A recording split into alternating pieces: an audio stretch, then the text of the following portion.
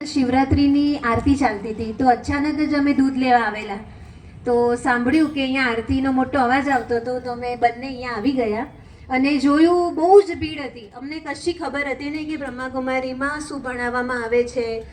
તો ખાલી એક ફોર્મ ભરતા હતા કે યોગા અહીંયા કરાવવામાં આવે છે તો અમે બંને યુગલે કરી લીધું, માનાએ ફોર્મ ભરી લીધું અને વેરી નેક્સ્ટ ડે અમારી શિબિર ચાલુ થઈ ગઈ. અને એના પહેલાં મારા 2 થી 3 વાર MRI થયેલા. મને રાત્રે નીંદ જ નથી આવતી, ઊંઘ જ ના આવે. બધા સૂતા હોય પણ હું જાગું. મારું મન કે મગજ છે ને કન્ટિન્યુઅસ ચાલુ હોય અને એવું કશું દુઃખ કે એવું કંઈ હતું નહીં, બધું જ ઓકે હતું પણ ખબર ના પડે. ડૉક્ટર દવા આપે એટલે મને ઊંઘ આવી જાય. પણ અહીંયા અમે રાજયોગ શિબિર કરી અને શિવ બાબાને જોયા ત્યાં જ મને ઊંઘ મારા શિબિરથી મને ઊંઘ આવવાનું ચાલુ થયું. અને જે મને માન નામ શાનની બહુ જ ઈચ્છા કે મને પ્રેમ મળે, મને ખુશી મળે, બધા ખુશી આપતા હતા પણ મને નથી ખબર કે હું શું ગોતું છું. જેવા ભગવાનને જોયા ને એટલે મારી ખુશી એમ તૃપ્તિ મને થઈ ગઈ અને જે મને જોઈતું હતું ને એ મને મળી ગયું.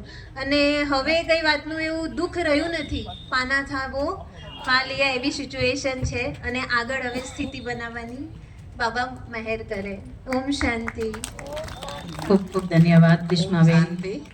અમે રતન પર રહીએ છીએ. 2008ની સાલમાં રામેશ્વર મંદિરે શિબિર હતી તો અમે બધા જોવા ગયા હતા. પછી હું તો જોઈને આવી ગઈ હતી પણ મારા બાળકો છે ને કે હાલો ને બા આપણે જઈએ ત્યાં ફોર્મ ભરે છે કે, તો મેં ફોર્મ નહોતું ભરાયું.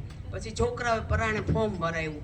પછી અમે અહીંયા 8-7 દિવસ સુધી શિબિર કરી અને પછી બાબાના બાળકો બની ગયા. ઓમ શાંતિ. ખૂબ ખૂબ ધન્યવાદ.